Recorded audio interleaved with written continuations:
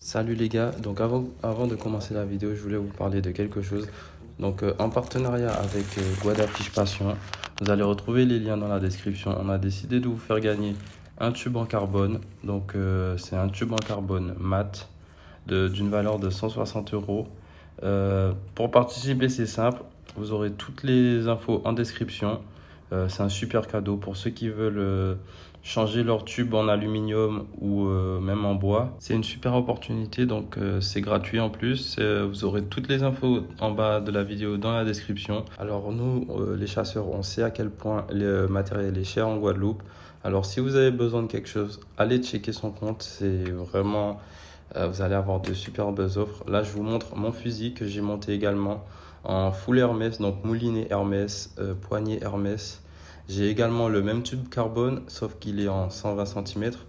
Je l'ai un peu personnalisé avec voilà, une petite peinture par-dessus. Et puis flèche pathos de 150 ou 160 de mémoire, je ne sais plus. Et double sando cigale sub. Donc c'est vraiment un monstre. Franchement, je l'ai testé dernièrement. Vous allez le voir de toute façon dans les prochaines vidéos. C'est excellent sous l'eau, c'est léger et c'est super maniable. Donc allez checker son compte et puis voilà, ce sera à votre avantage, je pense. Allez, bonne vidéo. Salut les gars, on se retrouve pour une nouvelle vidéo. J'espère que la vidéo de présentation vous a pas fait trop chier. Mais bon, je pense que c'est quand même quelque chose d'intéressant à gagner. Voilà, pour ceux qui chassent un tube carbone, ceux qui ont envie de changer, qui ont des fusils aluminium, c'est un grand avantage d'avoir un tube carbone. Donc voilà, c'est quelque chose à gagner. N'oubliez pas de participer, voilà, c'est gratuit et puis ça coûte rien. On est parti sur une nouvelle chasse. Alors là, je pars depuis le bateau du pêcheur. Encore une fois, on est au large dans le nord de la Guadeloupe. Et puis je vais partir principalement chercher du chat. Donc là déjà je fais une première plongée et hop, je tape mon premier chat. C'est ma première, l'une de mes premières apnées. Comme je l'ai déjà dit, je pense mes premières apnées sont pas très bonnes en général parce que bon voilà, moi j'ai vraiment besoin de m'échauffer, de m'ouvrir les poumons au début, donc je plonge jamais vraiment dans beaucoup d'eau au début. J'ai besoin de temps pour m'échauffer. Donc je tire mon premier poisson. C'est pas un gros chat, c'est un chat gris. Il fait la maille, donc je le prends et puis de toute façon c'est pour le pêcheur, c'est pour qu'il revende. Donc voilà, c'est tout bénéf, ce sera bénéf pour lui à la fin. Donc là on peut voir que l'eau est super claire, hein. L'eau est super claire ici à cet endroit là, donc c'est cool. On dirait un vrai aquarium. Et je me rapproche un peu du bord parce que c'est vrai que j'ai vu plus de poissons aller vers le bord. Donc je me rapproche du bord et là regardez-moi ce beau banc de lipu.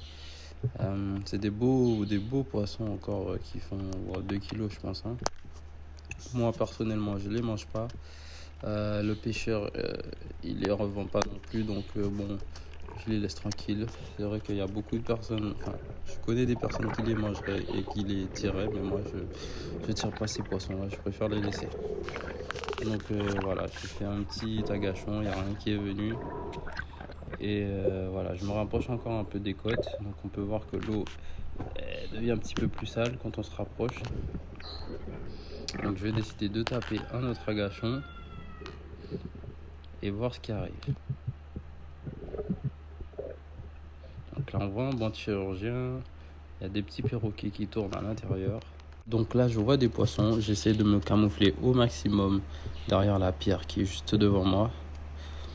Voilà, et je fais des appels en même temps. Et là on peut voir, hop, les perroquets ils s'avancent, c'est des beaux là, et je vais le prendre. Super tir. Là il se débat beaucoup, j'ai peur qu'il se déchire. Mais c'est un joli perroquet gris encore une fois. Donc je vais reprendre mon souffle et replonger directement pour aller récupérer mon poisson avant qu'il se déchire. C'est pas forcément évident de replonger directement après, donc j'essaie de pas mettre le fil en tension. Ceux qui savent, ils savent, parce que sinon le poisson il va se déchirer. En plus là il est rentré dans un petit trou, donc je vais essayer de le libérer et hop, il n'était pas rentré bien profond parce que je l'ai bridé. Et super, je remonte avec un joli perroquet encore une fois. Surtout pas oublier de tuer son poisson. le plus rapidement possible, comme d'habitude, pour éviter de le faire souffrir. Là, j'ai pris ma bouée, on voit le bateau qui est là-bas, mais j'ai quand même pris ma bouée, ça m'évite de faire des allers-retours. À chaque fois que je prends un poisson, c'est plus facile de mettre sur ma bouée. Mais c'est vrai qu'il faut faire attention aux prédateurs, parce que quand on laisse le poisson sur la bouée, forcément ça attire barracuda ou requin. Et vous allez voir que je vais me faire emmerder par deux beaux bébés, de très beaux bébés barracuda. Et là, cette belle 40 franche qui passe en dessous, j'allume ma caméra rapidement et je la tire. Magnifique tir. Là, je lui ai brisé la colonne un peu, je pense. Elle est bien stone sur la flèche. Mais c'est une jolie 40. Je pense que c'est la plus belle que... Enfin, 40 franches, en tout cas, la plus belle que j'ai prise jusqu'à ce moment-là. Ça se voit pas trop sur la vidéo, mais vous allez voir quand je la ramène, elle faisait presque 1 kilo. Sachant qu'ici, il faut pas les prendre... Enfin, il faut éviter de les prendre à plus d'1 kilo par rapport à la ciguatera. Donc, je la ramène à moi doucement pour éviter de la déchirer. Ça va, elle se débat pas trop parce que je pense que j'ai touché la colonne. Et ouais, c'est un joli poisson, je suis content. De toute façon, j'adore tirer ces poissons, ça fait toujours de jolis rushs, c'est super. Et voilà, je vais la tuer rapidement, mais c'est un beau poisson, hein, vous voyez, un joli poisson, j'adore tirer ces poissons. Donc on la tue rapidement et puis on va la mettre sur l'accroche poisson. C'est des très jolis poissons aussi, j'adore les voir sous l'eau, avec leur trait bleu sur la dorsale en haut. Donc voilà, je vais le mettre sur l'accroche poisson. Et ce que je vais faire, c'est que là, je suis obligé de mettre mon poisson en haut parce que j'ai vu le barracuda qui tournait. Vous allez voir tout à l'heure dans la vidéo, un beau barracuda. Et je suis obligé de les mettre par-dessus ma bouée pour éviter. Le voilà. Et voilà. Là, ça se voit pas, mais c'est un beau bébé qui devait faire au moins 20 kg. Et qui tournait autour de ma bouée. Donc, je suis obligé de les faire remonter sur ma bouée pour éviter de me les faire croquer. Là, on peut voir cette petite 40 qui passe en bas de moi. J'ai essayé de la tirer, mais bon... Au final, elle était un petit peu trop petite. J'ai bien fait de ne pas la tirer.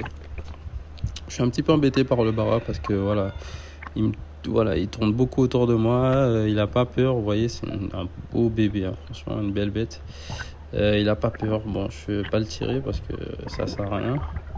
Mais il m'empêche de me concentrer parce que voilà, il tourne autour. Quand je plonge, il se rapproche de moi. Donc c'est un peu chiant. Mais bon. Au final, il a fini par partir à un moment. Et là, en fait, je vais voir 2 antennes qui dépassent sous la caille, là, juste là.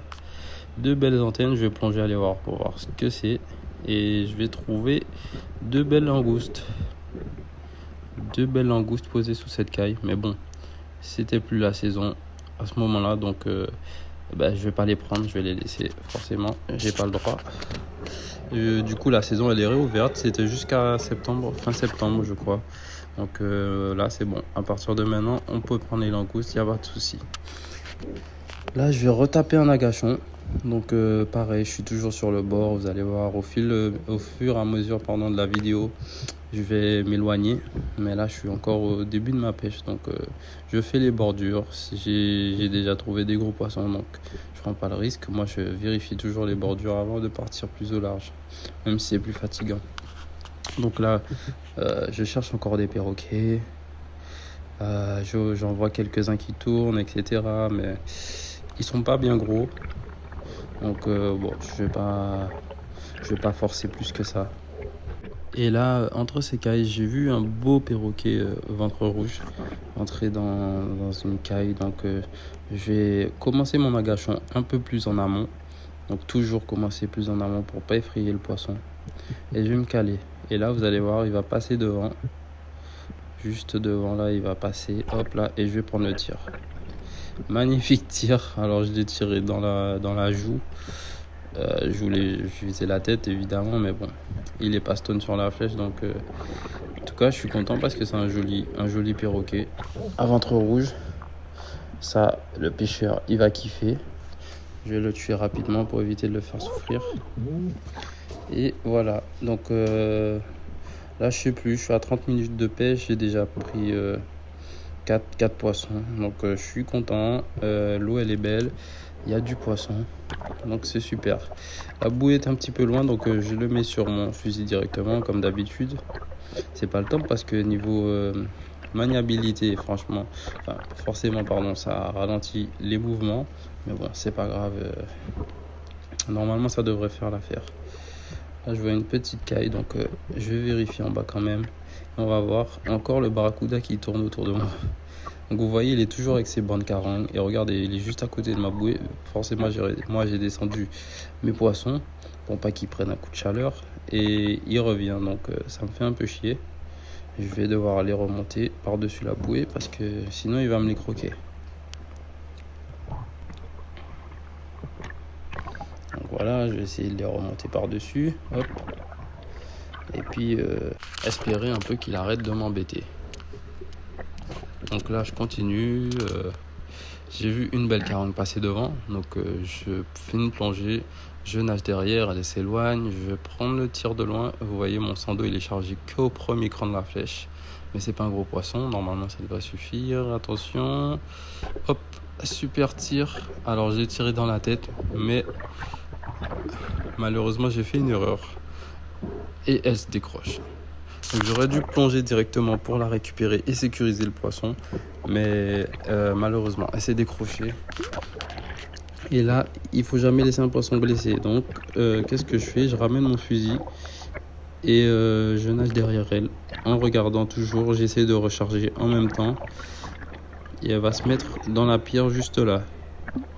Donc pour moi, elle s'est mise dans la pierre, elle bouge pas, etc. J'essaie de recharger rapidement. Mais malheureusement, j'aurais beau chercher et je vais pas la retrouver. Je sais pas si elle est sortie entre temps par derrière ou pas, mais impossible de la retrouver. Bon, je pense pas qu'elle mourra parce que c'était un tir assez haut sur la tête.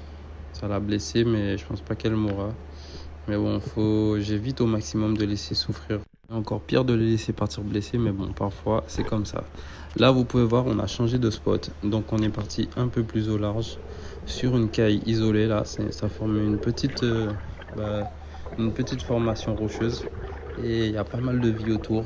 Donc on est parti par là. Il a jeté l'ancre juste là. Donc en attendant, on va rester sur cette caille et voir ce qu'il y a autour. Là, j'ai déjà raté un premier perroquet. Et là, ça commence vraiment à devenir dur. Parce que pourquoi? C'est la fin de journée. J'ai chassé toute la journée sur le bord quand même. On est parti un peu plus au large et la fatigue commence à se ressentir. Et niveau précision, je vais rater 2 ou 3 poissons que qu'en temps normal j'aurais pas raté. Mais voilà, la fatigue commence à se faire ressentir, que ce soit au niveau des apnées ou bien de la précision. Et voilà, je vais rater des poissons que je rate pas en temps normal. Vous pouvez voir qu'il y a beaucoup de chirurgiens, il y a beaucoup de perroquets autour de la caille. Et là encore une fois, mauvais choix, j'ai raté, il se décroche. Donc ouais, ça commence à m'énerver un petit peu parce que j'aime vraiment pas ça. Et je ressens vraiment la fatigue. Donc je vais essayer de prendre un peu plus mon temps et pouvoir mieux ajuster mes tirs. Parce que j'aime pas... C'est vrai que en temps normal, je me précipite pas autant pour tirer et ça permet de rater beaucoup moins de poissons. Donc j'enchaîne les apnées un peu autour de la caille parce que y a beaucoup de vie. Donc voilà, vous pouvez voir une petite raie en haut à gauche pardon, une grosse raie pastenaque qui pousse juste là. Elle était vraiment grosse, hein. Elle devait faire au moins 20 kg. Mais bon, elle est posée là, elle est pas méchante, donc moi je continue. Et là on peut voir une petite cavité dans la caille en fait. Et je vois des poissons au fond. Je regarde un peu autour de moi et je crois que je vais voir un beau perroquet. Dans le fond, on peut voir il y a des quantités de perroquets, c'est incroyable. Donc je vais voir un beau perroquet, j'ai déchargé mon sando au premier cran. Et je vais l'aligner. Je vérifie encore, j'hésite. Mais je vais prendre le tir. Hop. Et cette fois-ci, je vais faire mouche. Donc bon, la flèche, elle est au fond. J'essaie de tirer, mais elle est coincée. Donc je laisse mon fusil au fond. Je vais remonter en sécurité, pas forcer. Et puis je vais replonger ensuite pour aller chercher mon poisson. Là on est en fait sur 10 mètres, hein, pas plus. Entre 8 et 10 mètres de fond. On voit là encore la raie qui est posée là. Elle est gentille, elle fait rien, mais elle est vraiment balèze, hein. Elle devait faire au moins, je pense, entre 30 et 50 kilos, je pense. Elle est vraiment balèze. Donc moi, en attendant, je vais récupérer mon poisson au fond de la caille. Je regarde un petit peu, je vois ces petits poissons. Et puis je vois ma flèche qui est là. Et puis il n'y a rien. encore une fois, malheureusement, j'ai encore raté. Donc là, ça commence vraiment à me gonfler parce que je rate tous les poissons, je fais des apnées pour rien, je me fatigue. Et puis, bon, voilà, il va falloir que je me reprenne. Mais bon, vous allez voir, je vais me reprendre quand même. Et là, je pense que c'est le dernier tir que je vais rater. Et voilà. Donc, je nage un peu plus loin. Je retombe sur une autre petite formation rocheuse. Et vous voyez, quand il y a des formations rocheuses comme ça, avec des cailles ou des failles, des trous en bas, des grottes, la plupart du temps, on va dire 90% du temps, il va y avoir beaucoup de vie autour de ces formations. Donc moi, je descends dessus. Je vais faire un agachon pour observer un petit peu. Et parce que j'ai vu beaucoup de vie, justement. Enfin, là, et je sais pas, bizarrement, ils sont tous partis. Et là, je vais voir ce beau perroquet bleu qui nage tranquillement devant moi. Et hop, cette fois-ci, je vais pas le rater. Et là, j'assure le tir. Malheureusement, il rentre dans un trou. Malgré que j'ai bridé avec le fil. Donc, il va se mettre à trou. Mais je remonte parce que j'ai plus d'air. Donc, voilà, je laisse le fusil au fond. Il n'y a pas de souci. Le trou est pas très profond. Et puis je redescends pour aller chercher. Donc là, je tape ma descente pour aller voir comment ça se passe au fond. Donc c'est une autre formation rocheuse juste à côté de l'autre. Donc je me suis un peu décalé. Et là, je vais voir comment ça se passe. Il n'est pas rentré profond. Faut surtout pas tirer quand c'est comme ça. Faut surtout pas tirer sur le fil, sinon quasiment à 100% vous allez déchirer le poisson. Les poissons perroquets se déchirent super facilement et vous allez le perdre. Donc il faut l'extraire délicatement en prenant son temps et il va pas s'enfuir. Donc voilà, je remonte mon perroquet bleu, c'est un joli petit poisson, pas mal du tout, et le pêcheur va être content. Donc à la fin, je vais vous montrer un peu tous les poissons que j'ai pêchés moi perso. Et ouais, ça fait une jolie pêche, une très jolie pêche. Donc je suis content. Moi, j'ai pris plaisir à faire ça. Donc c'est vrai que je sors moi avec le pêcheur. C'est pour découvrir des nouveaux spots, pouvoir en même temps m'exercer sur des spots plus profonds, voir de nouveaux poissons parce qu'en bateau, on peut atteindre des endroits qu'on ne peut pas à la nage du bord. Donc moi, ça me permet de découvrir et puis je suis content. Là, je vais redescendre sur la même caille pour essayer de voir si je peux attraper un autre poisson. J'ai mis le poisson perroquet sur le fusil directement. Et là, un petit perroquet à ventre rouge qui me fait de l'œil. Et je vais le prendre aussi. Donc, il est vraiment pas mal. Il fait largement la maille. Donc, je décide de le prendre. C'est vrai que il y a une petite controverse, on va dire, avec les perroquets. C'est vrai que c'est important pour l'environnement. Je suis totalement d'accord avec ça. Moi personnellement, j'en prends pas à toutes mes pêches. Je prends pas des masses non plus. Là, je suis avec le pêcheur. Il est parti prendre du perroquet, donc je me focalise globalement dessus. Mais encore une fois, j'ai raté ce poisson. Donc manque de concentration encore une fois. Et du coup, oui, les perroquets. Oui, il faut faire attention, mais il ne faut pas non plus se brider par rapport à ça. Donc moi, je sais que je respecte tout ce qu'il faut respecter. J'adore manger ça. C'est un très bon poisson à manger. Il n'y a pas que moi qui aime le manger, mais oui, il faut faire attention et pas non plus prendre 10 kilos de poisson par sortie, à chaque sortie. Et puis voilà, tout se passera bien.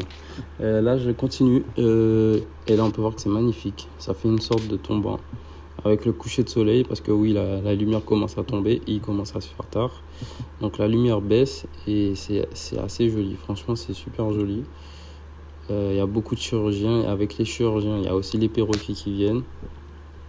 Donc là, je fais un petit agachon, mais j'admire beaucoup parce que c'est super beau. Franchement, je trouve ça super beau. Là, j'observe beaucoup, mais je vois pas de perroquet, donc je vais décider de remonter. Là, on commence à arriver un peu sur la fin de la pêche. Donc, je vais encore attraper du poisson. Je vais encore attraper au moins 2 poissons. Donc, je continue à taper mes agachons. Et malheureusement, juste avant ça, il y a une sarde énorme qui est passée à côté de moi. Malheureusement, elle était super craintive. Elle m'a vu depuis la surface. Et en passant, elle a fait demi-tour. Directement, j'ai pas pu plonger. Mais elle devait faire au moins 10 kilos. C'est dommage parce que c'est un super poisson. Là, je me concentre un peu sur les perroquets qui commencent à rentrer. Parce que pour ceux qui ne savent pas, quand le soleil tombe, les bancs de perroquets ils rentrent du large vers le bord. Donc là, on peut voir des gros bancs de perroquets qui commencent à rentrer. Et là, hop, j'en sélectionné un. Je vais le prendre aussi.